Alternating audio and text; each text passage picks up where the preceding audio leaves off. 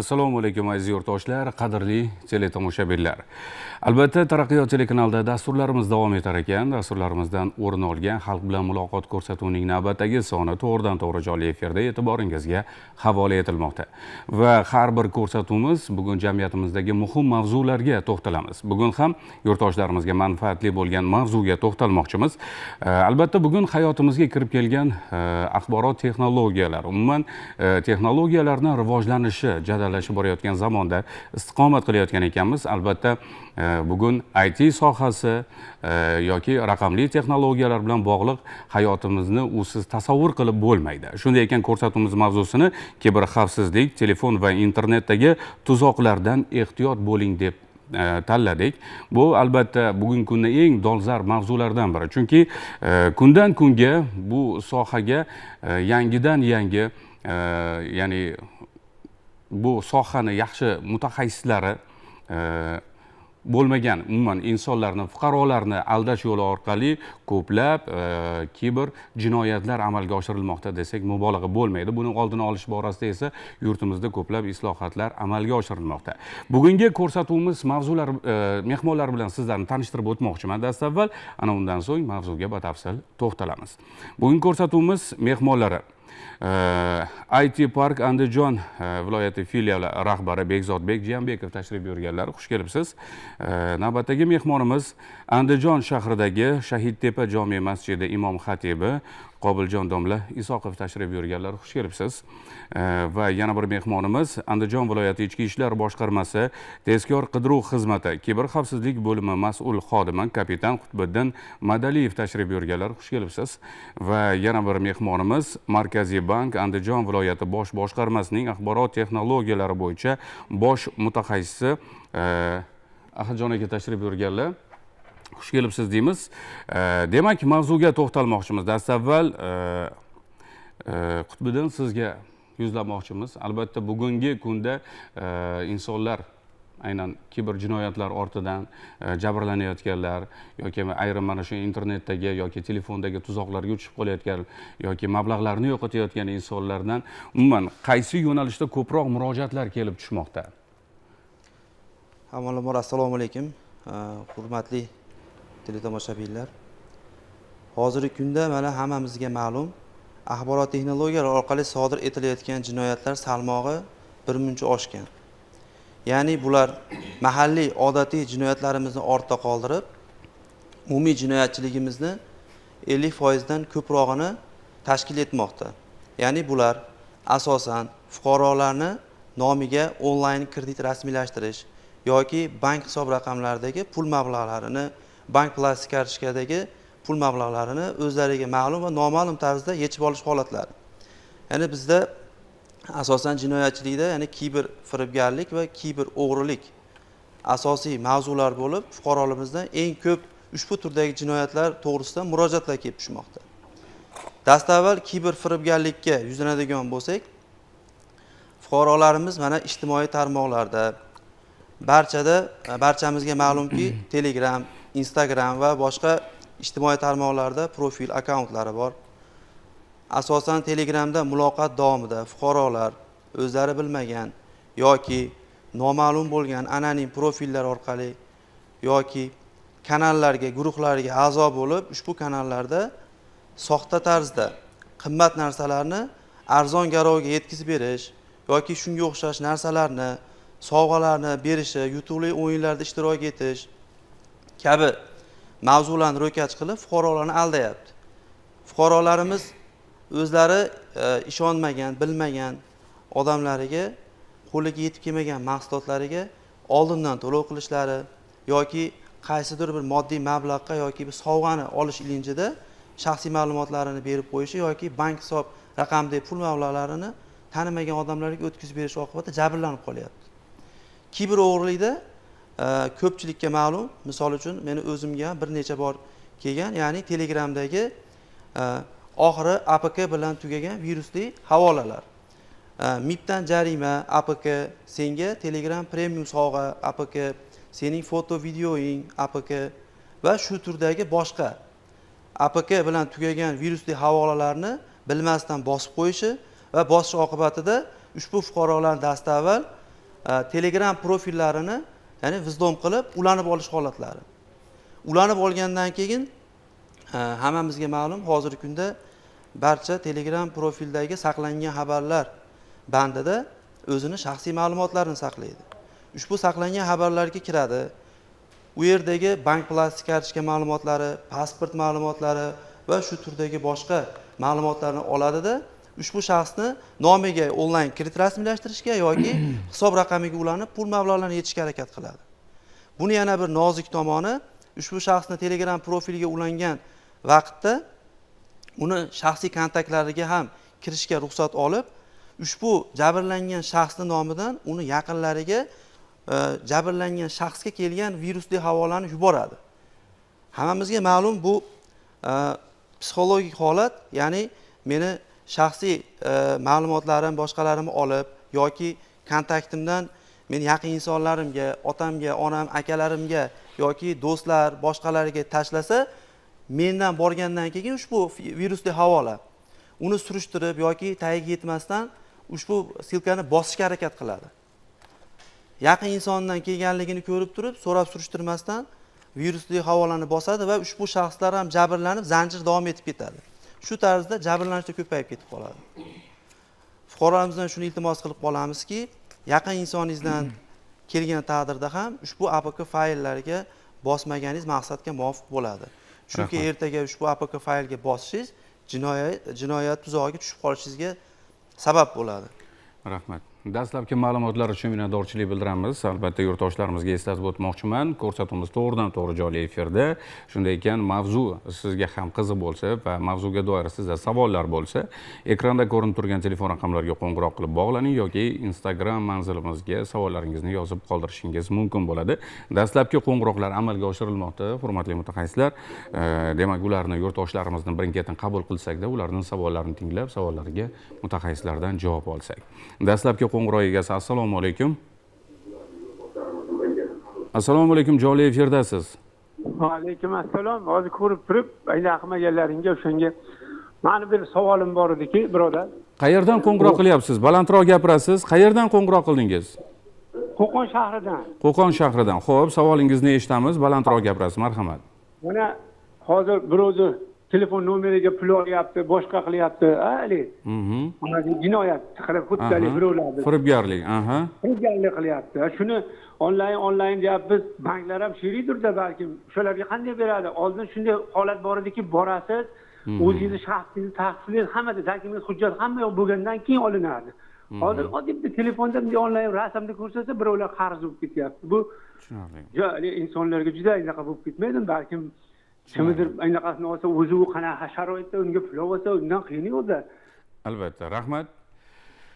Savollar tushunarli bo'ldimi? Demak, Markaziy bank xodimiga yuzlanamiz. Bank tomonidan bunday holatlarni oldini olish uchun qanday chora-tadbirlar ko'rilmoqda? Assalomu alaykum avvalambor. Hozirgi kunda tijorat banklaridan bu onlayn kreditlarni chiqarish bo'yicha himoya tizimlari ancha kuchaytirilgan. Bu hozir fuqaro aytayapti, mana onlayn tarzda telefondan olib qo'yapti, deyapti. Bu bo'yicha biz ham mahallalarda, tashkilotlarda, ishxonalarda fuqarolar bilan ko'p uchrashib, fuqarolarning kiber madaniyatini oshirish bo'yicha sa'y-harakatlar olib borilyapti. Asosan bu yerda kiber firibgarlar to'g'ridan-to'g'ri telefonni buzib kirish imkoniyati yo'q. Bu yerda ko'proq bo'layotgan holat fuqarolarning ishonchiga kirib, ularning nomiga kelayotgan SMS-larni, kodlarni olib, shundan faollashtirib yoki bo'lmasam Telegram profillariga kelayotgan APK fayllarni o'rnatish orqali ularni telefonlariga to'g'ridan-to'g'ri do'st ruxsat olgandan so'ng ularning ishtirokisiz olish imkoniyatiga ega bo'lib qolyapti. Buni oldini olish uchun fuqarolar bilan suhbatlashganda, xalq bilan suhbatlashganda ularga mana shu kiber madaniyatni oshirish bo'yicha tushunchalar berib boryapmiz. Bunda asosan fuqarolar hech kimga o'ziga kelgan SMS xabarlarni bermasligi kerak. Bundan tashqari telefoniga qanday ilovalar o'rnatilayotganini o'zi nazorat qilib borish kerak bo'ladi. Hozirgi kunda mana kreditni rasmiylashtirish jarayonida, onlayn kreditni rasmiylashtirish jarayonida undan identifikatsiyadan o'tish talab qilinadi. Ya'ni uni o'zini shaxsiy ma'lumotlari, pasport ma'lumotlari, jishir, shunaqa rekvizitlar kiritilgandan keyin oxirida video aloqa orqali shaxsni tasdiqlash so'raladi. Shunda o'zi tushmasligi kerak bo'ladi. Ko'p holatlarda o'zlari bilmagan holatda mana bu videoga qarab turib shaxsingizni tasdiqlab qo'ying desa, bilmasdan shaxsini tasdiqlab qo'ygan holatlar bo'lyapti. Shu holatda chiqib ketish ehtimoli bor.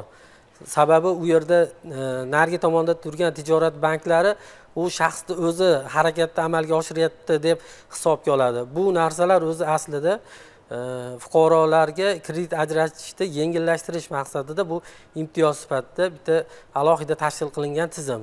Buni xavfsizligi o'zi aslida ta'minlangan. Faqatgina fuqarolarimiz hushyor bo'lsa, boshqa uchinchi shaxslarga ma'lumotlarni bermagan holatda hech qanday kreditlar chiqib ketishi kuzatilmaydi. Navbatdagi yurtdoshimiz bog'lanib ulgurgan. Assalomu alaykum. Assalomu alaykum. Yaxshimisiz? Va alaykum assalom. Qayerdan qo'ng'iroq qildingiz? Qarang, men Surxondaryo viloyatidanman. Surxondaryodan. Juda ham yaxshi. Savolingizni eshitamiz. Qarang, men Yevropada ishlaganman-da, mana shunaqa noxush hodisalar, kimdir kiberhujumga uchramoqchi bo'lsa, birdan telefon bo'ladi bankdan. Bizda ham xuddi shunaqa vaziyatlarda bank xodimlari telefon bo'lib, siz haqiqatan o'zingizmi bizdan nomimizdan kredit olyapti deb ogohlantirish, shunaqa vaziyatlarni yo'lga qo'yish iloji bormi? Men Yevropada ishlayman. Shunaqa bir noto'g'ri amaliyot bo'lganda birdan menga bank xodimi telefon qiladi yoki ovozli xabar yoki SMS yuboradi. Banklar keyin agar atvet qilmasangiz birdan bloklab qo'yib, ertasi kun o'zingiz keling, pasportingiz bilan ochaman deydi. Shunaqa narsalarni yo'lga qo'yish xavfsizlikni kuchaytiradi deb o'ylayman-da, agar iloji bo'lsa. Rahmat, juda ham burunli fikrlar. Qo'ng'iroq uchun, fikr mulohazalar uchun, takliflar uchun rahmat. Va biz mutaxassisga yuzlanamiz, mutaxassisdan javob olamiz. Bugungi kunda O'zbekistonda ham bu amaliyot amalga oshirilyaptimi yoki rejada bormi? Bugungi kunda bu amaliyot tijorat banklari tomonidan amalga oshirilyapti. Hozir mana fuqaro hamma daniylarini kiritib, o'zini harakati bilan onlayn kredit olmoqchi bo'lib, hamma jarayonlar oxiriga yetgandan so'ng u kutish rejimida o'tadi.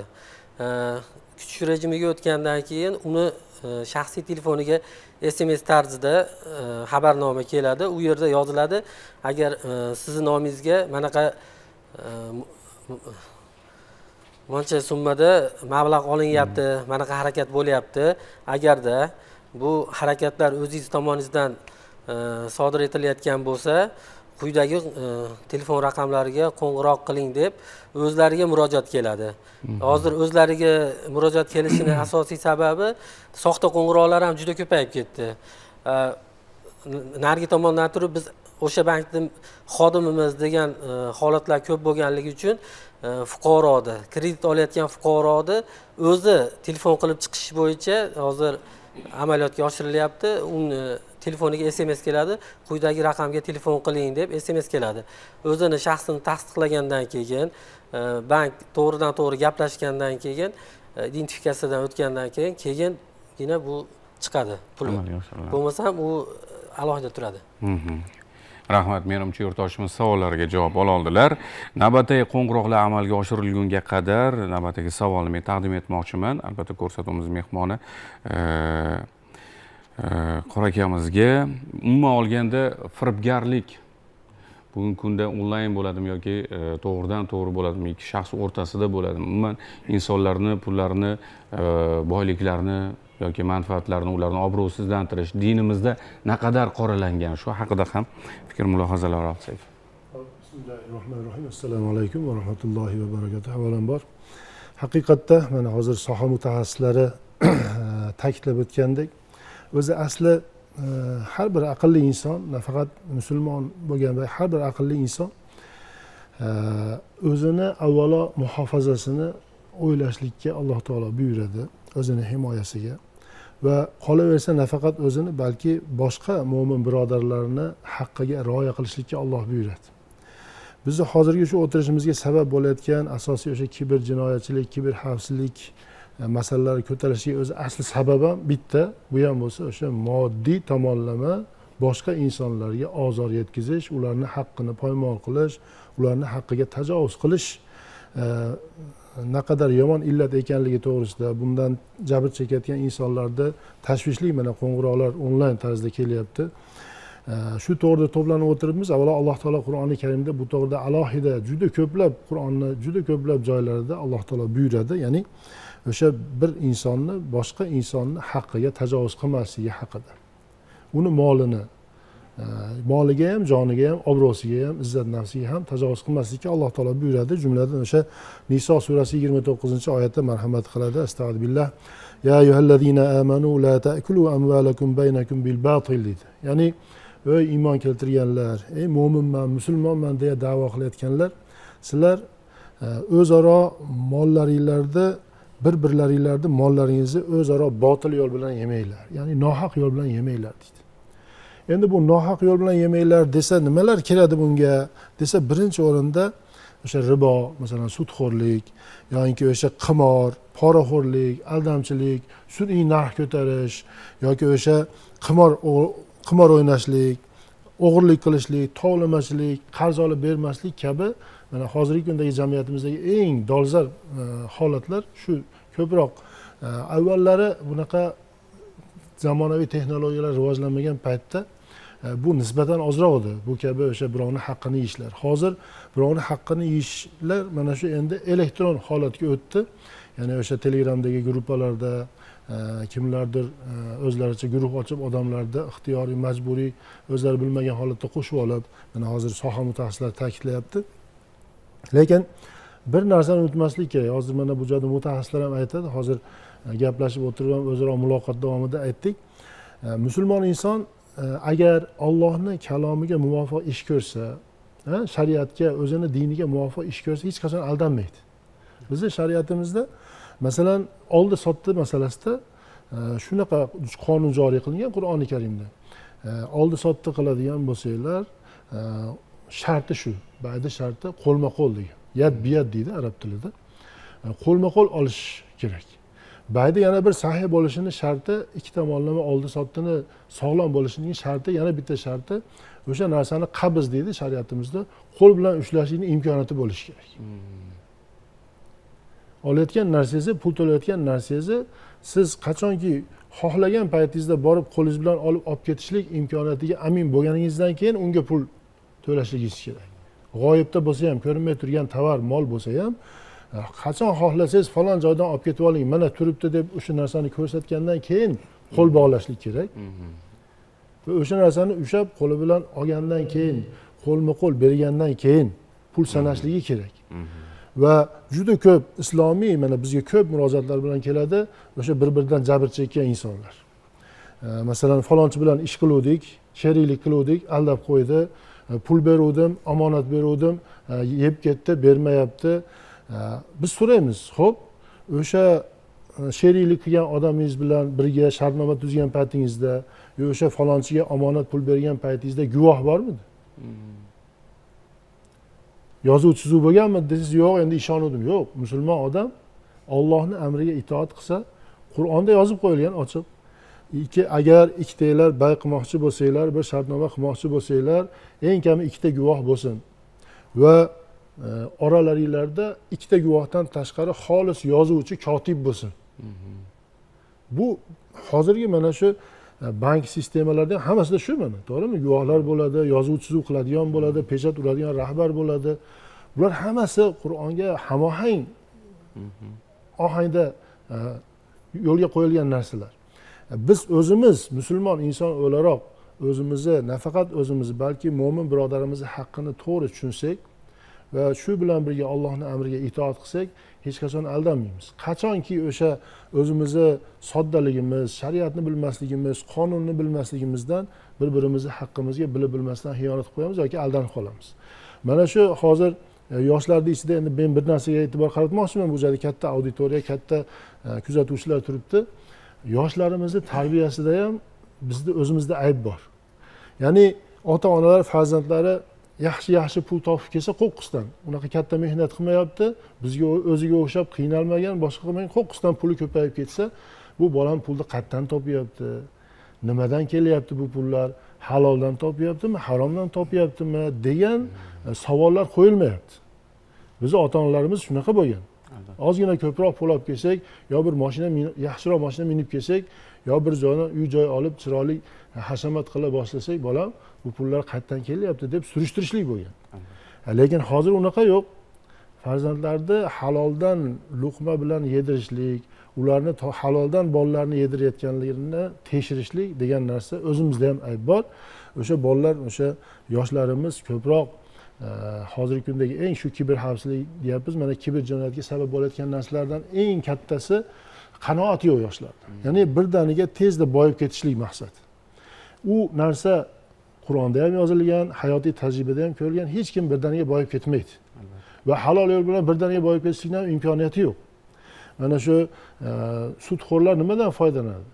Mana shu firibgarlar nimadan foydalanadi desa, o'sha yoshlarga qilayotgan targ'ibotini ko'rsangiz, reklamasini ko'rsangiz, bir soatda deydi, mana o'sha ijtimoiy tarmoqlarda keladi, bir kunda $500 boyishni xohlaysizmi deydi. Bu jarayondor narsa, har kimda o'ziga tortadigan narsa, lekin o'sha farzandlarimizga qanoatni, halollikni o'rgatsak, Allohning amrini buyursak, ko'rsatsak, Qur'ondagi, shariatimizdagi, dinimizdagi ota-bobolarimizdan kelayotgan milliy qadriyatlarimizni, o'sha ota-bobomiz bizni qanaqa tarbiya qilgan bo'lsa, farzandlarimiz shunaqa tarbiya qilsak, inshaalloh maqsadga muvofiq bo'ladi. Bu halol haromni yaxshi ajratadigan farzandlardan inshaalloh bunaqangi xiyonatkor, birovning haqqini yemaydigan, firibgarlik qilmaydigan, o'g'irlik qilmaydigan farzandlar dunyoga keladi degan maqsadda shu narsani eslatmoqchi bo'ldim. Alloh taolo o'z farzandlarimizni hammasini haloldan rizqlantirsin, bunaqangi harom ishlardan o'zi ofiyatda saqlasin. Rahmat domla, juda ham teran, juda ham kerakli fikrlarni aytdingiz. Minnatdorchilik bildiramiz va bizga yana bir qo'ng'iroq amalga oshirilgan ekan, yurtdoshimizning savollarini tinglasak. Assalomu alaykum.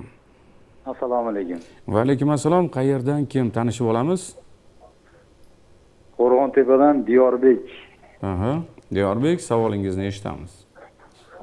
Bugungi bo'lgan holatimizda podshamga oylik berilgan harbiy qismda. U podsham o'zini dadasini kartasiga pul tashaganda, o'sha oyligini tashaganda, u dadasiga olingan karta Hamkor bankdan kredit anaqasiga olingan, foydalanishga olingan karta bo'lgan u. Shunga kartasiga pul tashaganda Hamkor bankda o'zini foizini yechib oladigan foizini yechib olingandan tashqari 7 million chenta ham qolgan summa qayergadir yo'qolib qolganini hozir hech kim bilmayapti-da. Shuni qanday aniqlasak bo'ladi? Aniqlasak bo'ladi. Rahmat. To'liqroq javob berishga harakat qilaman. Xo'p, birinchi navbatda ushbu bank plastik kartochkada pul mablag'lari sizga noma'lum tarzda yo'qolib qolsa, 102 yoki 1102 va yaqin hududiy ichki ishlar bo'limiga zudlik bilan murojaat qilish kerak.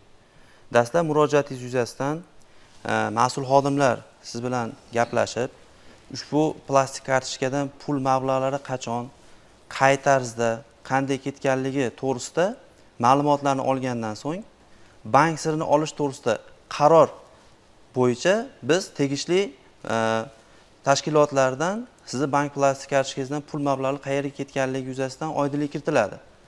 Buni mavhum bo'lib, anonim bo'lib, o'rtada pul mablag'lari yo'qolib qolishi mumkin emas. Chunki hozirgi kunda hamma yo'q raqamlashtirilgan.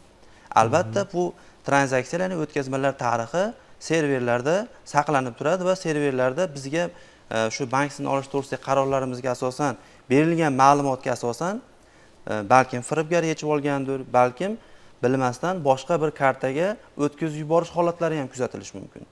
Bizga kelgan ko'p murojaatlarni bilsak, aksariyat fuqarolar murojaat qilib keladi, boshqa qiladi, oila a'zolaridan kimdir hozirgi kunda hammamizga ma'lum, mobil ilovalariga kod kelsa, istalgancha 5-6 ta telefonlarga mobil ilovalar, Payme, Click shunga o'xshash ilovalarga ulanib olib, plastik kartochkani boshqaradi.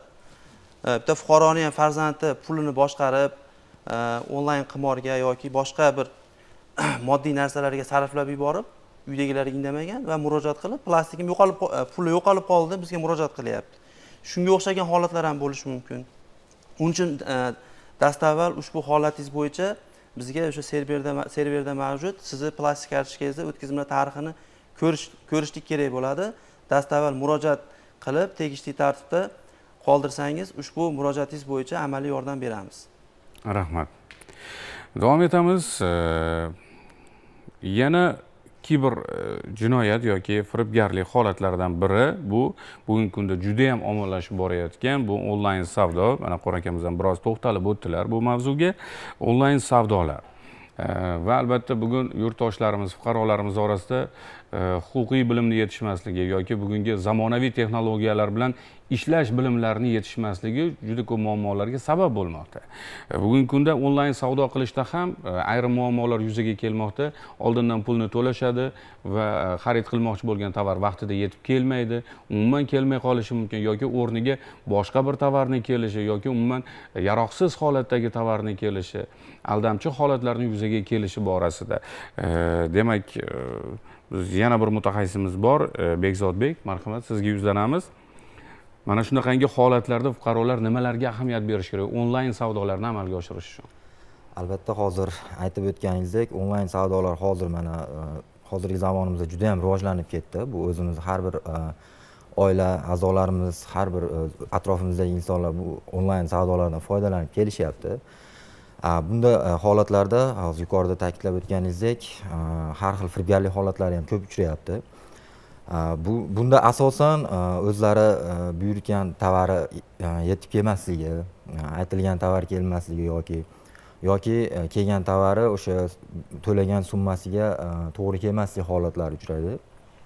Bunday holatlarda avvalambor bu xalqimiz orasida kibermadaniyat degan tushuncha bor. Shuni oshirishimiz kerak. Ya'ni biz har birimiz shu onlayn savdolardan foydalanayotganimizda ishonchligiga u saytda yoki o'sha kirayotgan har xil botlarimizni ishonchligiga e'tibor qaratishimiz kerak.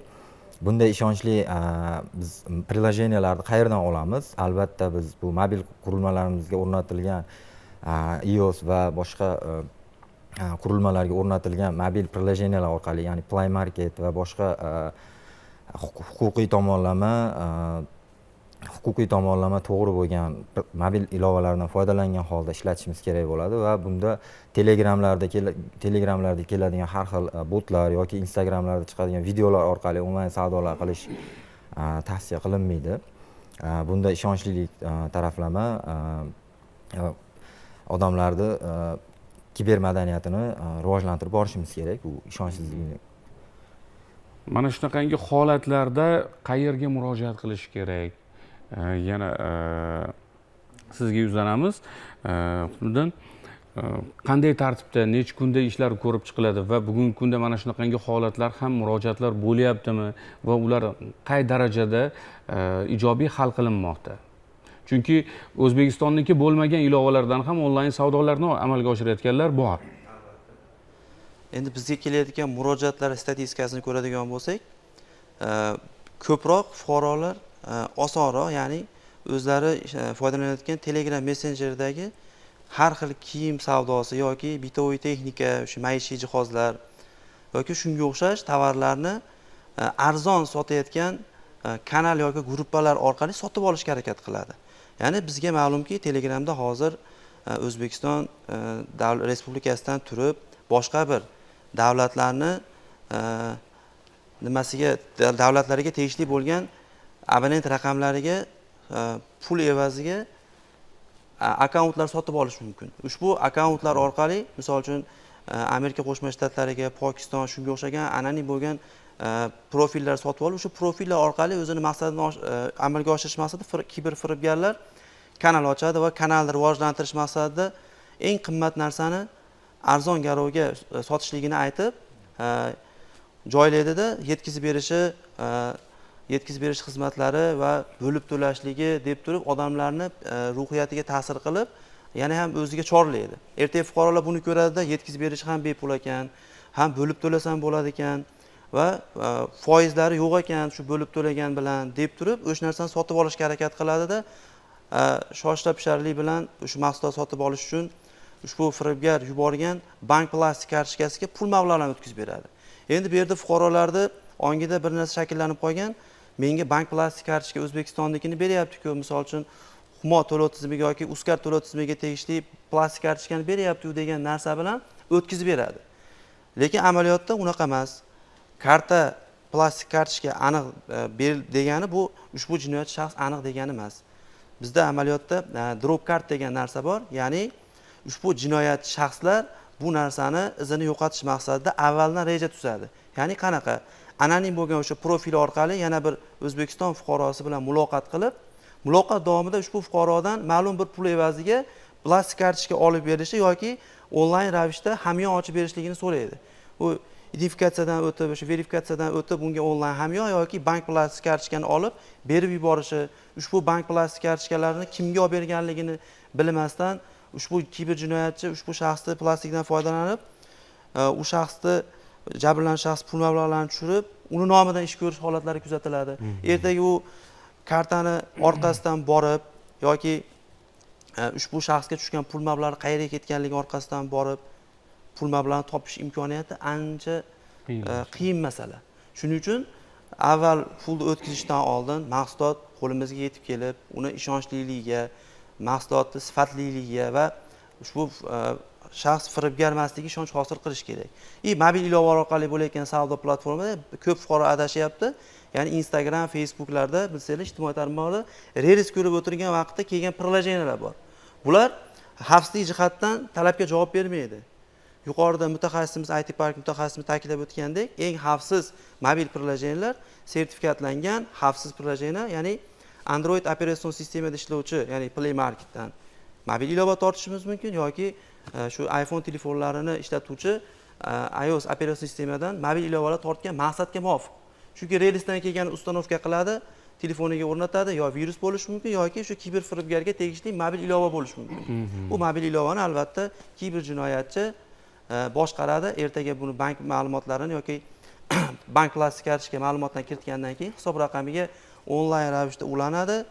Uni orqasidan pul yechilish holatlari va ertaga bankdan onlayn mikroqarz shunga o'xshagan pul mablag'larini olib qo'yish holatlari kuzatiladi.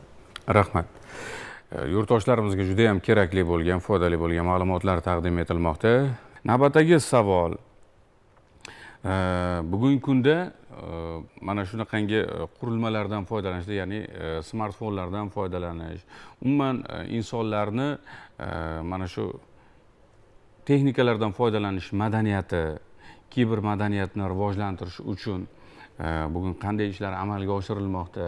Bugun yurtimizda ko'plab bu sohaga, IT sohasiga oid bo'lgan ko'plab o'quv markazlari bor. Ular tomonidan qanday takliflar berilmoqda yoki davlat tomonidan yana qanday imkoniyatlar yaratilmoqda?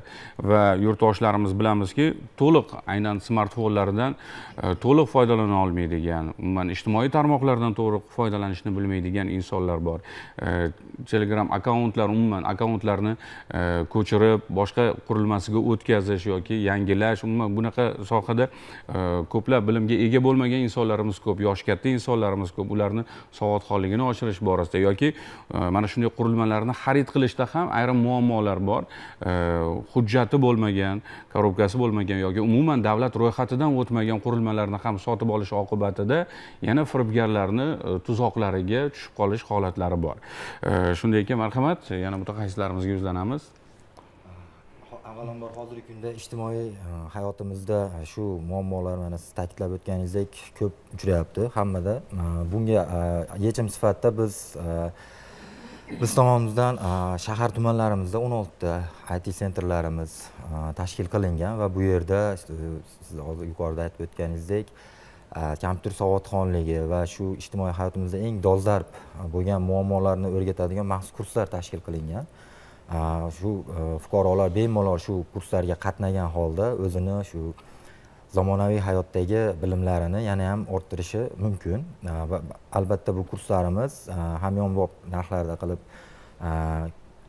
qilib belgilangan va bundan tashqari shu kompyuter savodxonligi kurslarimiz davomida shu hozir aytib o'tganingizdek mobil telefonlardan foydalanish, ya'ni akkauntlar ochish, ijtimoiy tarmoqlardan to'g'ri foydalanish kabi muhim dolzarb masalalar ham yechimlari mavjud. Tushunarli. Marhamat. Sizga ham murojaat qilsak, bugungi kunda mana shunday qurilmalarni xarid qilishdagi firibgarlarni domiga tushib qolish holatlari. Ushbu eng ko'p murojaatlardan, ko'p tushadigan murojaatlardan biri ushbu ya'ni hozirgi kunda fuqarolarimizda har birida mobil telefon apparatlari mavjud. Telefon apparatim tushirib yo'qotib qo'ydim yoki telefon apparatini o'g'irlatib qo'ydim jamoat joylari deb murojaat bilan kelishadi. Endi ushbu turdagi murojaatlar bo'yicha biz tegishli shu vakolatli organ xodimlari telefon apparatini qidirish maqsadida Uzime kompaniyasiga ushbu telefon yo'qotilganligi, qidiruvdaligi bo'yicha qora ro'yxatga telefon apparatlarini, ya'ni email raqamlarini kiritamiz. Hammamizga ma'lum, har bir telefon apparatida bitta sim kartali ishlaydigan telefon apparatida bitta emailga yoki ikkita sim kart ishlaydigan telefon apparatlarida ikkita emailga bo'lishi mumkin. Ushbu email raqamlarini qora ro'yxatga kiritganimizdan so'ng ushbu telefon apparatini o'g'irlagan yoki tushirib qo'yib yo'qotilgan joydan topib olib foydalanayotgan shaxslar to'g'risida bizga ma'lumot kelib tushadi. Ya'ni ko'p fuqarolarimiz ushbu turdagi telefon apparatlarini savdo do'konlaridan sotib olishda xatolikka yo'l qo'yapti. Ya'ni hujjatsiz telefon apparatini qutisi yo'q holatda sotib olib, ertaga vakolatli organ xodimlari chaqirib shu telefon apparatini bayonnoma tarzida o'z tegishli bo'lgan shu murojaat qilgan telefon apparatini haqiqiy egasiga qaytarib berishyapti. O'rtada telefon savdo do'koni bilan fuqaro shu telefon apparatini sotib olib, ham telefondan, ham pulidan kuyib, ertada o'rtada sarson bo'layotgan fuqarolarimizga diqqat bilan eshitib turishni iltimos qilib qolamiz. Shu telefon apparatini sotib olayotgan vaqtda yulduzcha panjara 06 reshotka kodini tersa, har bir telefon apparatini email kodi chiqadi. Takrorlab aytaman, yulduzcha panjara 06 reshotka. Ushbu chiqqan email raqamlarini oddiy qilib 1170 raqamiga SMS orqali yuborsa, shu SMSda Uzime kompaniyasi tomonidan dastlab ushbu telefon apparati O'zbekiston Respublikasida Uzime kompaniyasidan ro'yxatdan o'tganligi to'g'risida ma'lumot. Oldin 30 kun edi, hozir 60 kun. Agarda O'zbekiston hududidan Uzimedan ro'yxatdan o'tmagan bo'lsa, hammamizga ma'lum 60 kundan keyin blokirovka bo'linadi. Qulflanib telefon apparatini ishlatish mumkin emas. Keyingi navbatda agarda ushbu telefon qidiruvdaligi yoki o'sha fuqaro tomonidan tushirib yo'qotib qo'yilganligi uchun biz tomonimizdan qora ro'yxatga qo'yilganligi to'g'risida ma'lumot beradi. Ushbu telefon apparati hozirda ichki ishlar organlari tomonidan izlanyapti. 102 yoki yaqin hududiy ichki ishlar bo'limiga taqdim qiling degan SMS keladi. Shu joyda ushbu telefon apparati muammoliligini ko'rib yoki telefon apparatini savdosi bilan shug'ullanayotgan fuqarolarimiz ko'pchiligi savdosi yurish maqsadida ishonarli pasport kopiyasi bor, hujjatini yo'qotib qo'ygan deb turib, aldov yo'llari bilan sotib yuborish holatlari ham kuzatilyapti-da. Shu holatda shu 1170 raqamiga sotib olayotgan telefon apparatini telefon savdo do'konining o'zidan tekshirib, haqiqatan ishonchliligiga o'zini nimasini ishonchini hosil qilib sotib olsa, ertaga aldanmaydi va o'rtada sarson bo'lmaydi. Rahmat. Juda ham kerakli bo'lgan ma'lumotlar. Bu ham albatta har tomonlama ishonch hosil qilgandan so'nggina xarid qilishingizni tavsiya qilamiz. Davom etamiz. Albatta ko'rsatuvimiz mavzusiga doir agar savollar bo'lsa, qo'ng'iroqlar bo'lsa qabul qilishga tayyormiz. Yoki Telegram manzilimizga esa bir qancha savollar kelgan, lekin savollar ko'rsatuv mavzusiga doir emas. Hurmatli yurtdoshlarimizdan iltimos qilamiz, aynan mavzuga doir bo'lgan savollar yo'llashingizni. Davom etamiz va yurtdoshlarimizga yana qanday tavsiyalar, ayniqsa mana onlayn tarzda kreditlar rasmiylashtirish borasida bank bilan mana shunday kredit holatlari yoki firibgarlik holatlari yuzaga kelmasligi uchun nimalar tavsiya qilinadi? Birinchi navbatda fuqarolarimiz ko'p xato qiladi. Ijtimoiy tarmoq orqali hozir ommaviy bo'lib ketgan, ya'ni Telegramda bir-biriga shaxsiy ma'lumotlarni almashinuv bo'ladi. Kim bilandir oldi-berdi masalasi yoki qarzi bo'lsa, bank plastik kartochkani rasmga olib tashlab ol yoki karta raqamlarini boshqasini tashlasang, pulimni qaytaraman deydi. Fuqarolar uni erinchoqlik bilan rasmga oladida, Telegramdan ushbu bank kartani to'liq ma'lumotlari bilan amal qilish muddatlari bilan tashlab beradi. Endi to'g'ri, narigi ikkinchi shaxs o'ziga tanish, ertaga uni aldamasligi mumkin. lekin yillar o'tgandan so'ng ushbu Telegram profilni yoki o'sha Telegram profilga ochilgan raqamni boshqa bir shaxs sotib olib yoki bir firibgar qo'shtirnoqcha shaxs qo'liga tushib qolsa, Telegramni tiklasa, ushbu ma'lumotlar saqlanib qoladi. Agarda udayt akkaunt qilib chiqib ketmagan bo'lsa, u saqlanib qolgandan keyin ushbu ma'lumotlarni olib aldash holatlari yoki shu plastik kartochkasini hisob raqamiga ulanish holatlari kuzatilishi mumkin. Yana bir eng qo'pol xatolardan biri, ko'p fuqarolarimiz shu ijtimoiy tarmoq profil akkauntlarini, ya'ni ikki bosqich duxetapli parol deb qo'yadi xalq tilida. Ikki bosqich parolini yoqmaganligida, yuqorida aytib o'tgandek, APK fayllar kelganda o'sha duxetapli parolini, o'sha ikki bosqich parolini yoqmaganligi sababli Telegram vizdon bo'lib, qo'shimcha nariyoqqa anonim bo'lgan jinoyat shaxsga ulanib qoladi. Agarda shu ikki bosqichli paroli bo'lsa, shu parolni tergan taqdirdagina keyin profil duplikat bo'lishi mumkin. Shu tomonlama xavfsizligini ta'minlash maqsadga muvofiq bo'ladi. Rahmat. Yana bir holat, chet eldan kelayotgan mana shunday qurilmalarni ba'zi bir mana tanish yurtdoshlarimizni murojaatlarida ko'rinadiki, qurilmalarni boshqa bir shaxslar bloklab qo'yishi, qulflab qo'yishi, boshqarishi, mana shularni ham oldini olish uchun nimalarga e'tibor berish kerak? Bloklovka qilishi yoki qanaqadir bir odamni noqulay holatga tushirib qo'yadigan ovoz chiqarishi yoki bir hozir bizga ko'p murojaatlar keladi. Ya'ni pornografik video materiallar ko'rayotgan fuqarolar bu ko'pchilikda uchragan. Men telefon apparatimga SMS keldi, vaqtinchalik bloklab qo'ydi. Ya'ni biz O'zbekiston Respublikasi kiber xavfsizlik markazidanmiz. Siz taqiqlangan saytlarga kirganligingiz uchun siz mancha jarima to'lashingiz kerak deb turib, firibgarlar shu kiber xavfsizlik markazi nomidan aldashga harakat qiladi. Shu virusli havolani bosib, taqiqlangan saytlarga kirib, o'zi o'sha qurilmasiga blokировкani o'sha nimasini harakatini cheklovini qo'yishgacha o'zi olib boradi. Yoki shu Telegramda kelgan har xil virusli havolarni bosish oqibatida telefon apparati qotishi yoki o'chib qolishi mumkin. Agarda shu har xil o'ziga noma'lum bo'lmagan virusli havolarni bosmasdan, taqiqlangan saytlarga kirmasdan kiber madaniyat bilan shu kiber gigiyenani shakllantirib to'g'ri foydalansa, qonuniy saytlarga kirib foydalansa, hech qachon telefon apparati blokировка yoki boshqa noqulay holatlar keltirib chiqarmaydi. Yana bir kiber jinoyatning yana bir turi borki, bu insonlarning shaxsiy ma'lumotlarini yoki ularning surat, videolarini tarqatmaslik evaziga pul talab qilish holatlari. Bular haqida ham to'xtalib o'tsak. Ushbu turdagi jinoyatchilik o'zimiz tezkor tadbirlar davomida jinoyat shaxslarni javobgar qildik. Ushbu turdagi murojaatlar ko'plab tushadi. Bu yerda fuqarolarimiz hozirgi kunda mana ijtimoiy tarmoqda kimlardir blog, kimlardir ijtimoiy tarmoq faoli bo'lib, har xil kanallarni yuritadi. U yerga o'zini shaxsiy ma'lumotlarini, video tasvirlarini, foto suratlarini tashlaydi. Hozirgi kunda mana hammamizga ma'lum sun'iy intellekt rivojlanmoqda. Sun'iy intellekt orqali bir shaxsni foto suratini olib, turli xil bir uyatli bo'lgan video tasvirlarni, kontentlarni yasab fuqaroga tashab, fuqaroga ma'lum bir pul evaziga shuni tarqatmaslikni, ijtimoiy tarmoqqa joylamaslikni vaj qilib, tovlamachilik yo'li bilan pul talab qilish holatlari kuzatiladi onlayn ravishda.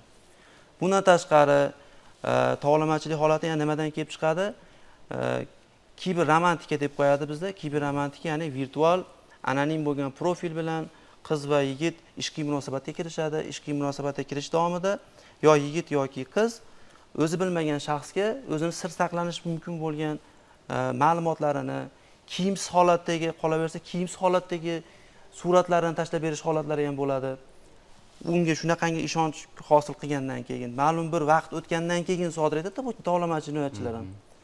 Shu narsalar qo'lga kiritgandan so'ng pul talab qilishni yoki uni hisob raqamlariga ulanishni talab qilish mumkin. Bunaqa holatlar bo'yicha Andijon viloyat Ichki ishlar boshqarmasi tezkor qidiruv xizmati kiber xavfsizlik bo'limi mas'ul xodimlari tomonidan tegishli choralar ko'rilyapti.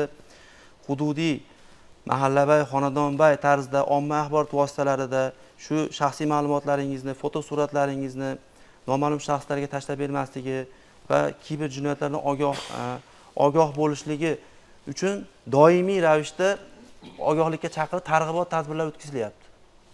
Bu yerda fuqarolarimiz agarda o'zini shaxsiy ma'lumotini yoki fotosuratlarini sir saqlasa, hech qachon tovlamachini qurboni aylanmaydi. Tovlamachi jinoyat sodir etilmaydi. Rahmat. Va mavzuga doir yana bir jihat bor. Bugun albatta internet tarmog'i butun dunyoni qamrab olgan tarmoq bu va bilamizki, qo'ng'iroq bor ekan. Keling, mana shu qo'ng'iroqni qabul qilaylik, undan so'ng biz savolga o'tamiz.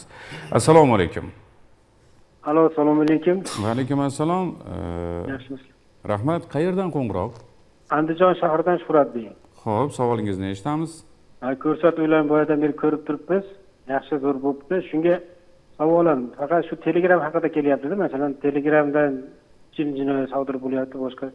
Bundan tashqari boshqa ijtimoiy tarmoqlar bor. Facebook, Instagram, WeChat. Shunga o'xshagan nimalardan ham shunaqa xavflar tug'iladimi? Shu so'ramoqchi edim. Qaysi ijtimoiy tarmoqlardagi yo'nalish ko'proq xavfliroq?